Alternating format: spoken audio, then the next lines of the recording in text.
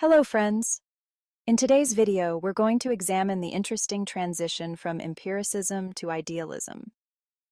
To approach this topic, we'll consider how Berkeley's empiricist philosophy led him to a radically idealist viewpoint.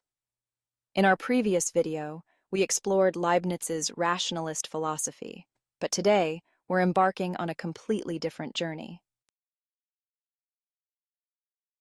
First, let's get to know Berkeley a little. George Berkeley is known as one of the important empiricist philosophers of the modern era.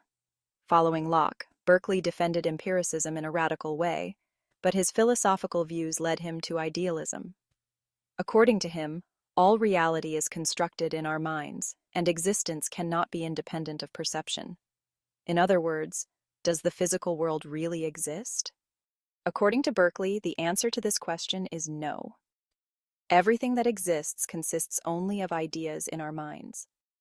Berkeley, who shaped these interesting views, was also a clergyman.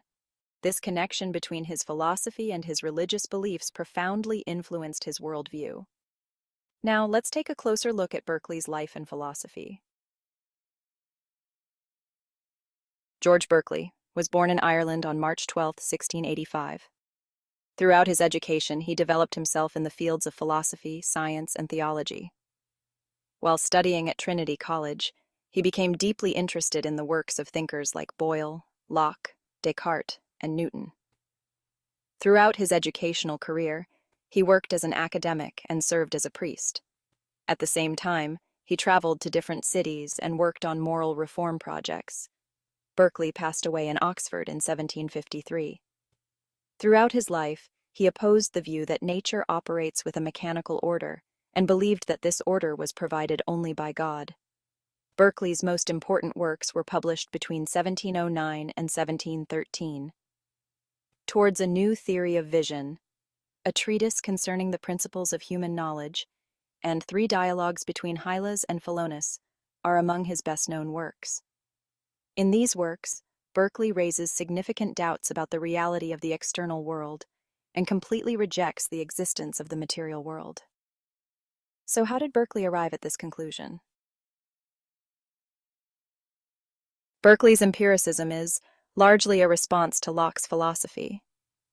Locke argued that our knowledge is limited only to ideas and that we cannot have definite knowledge about the nature of objects. But Berkeley took this view to a more radical point. According to him, nothing we do not perceive can exist.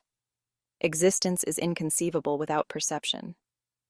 This view led Berkeley to deny the existence of the external world.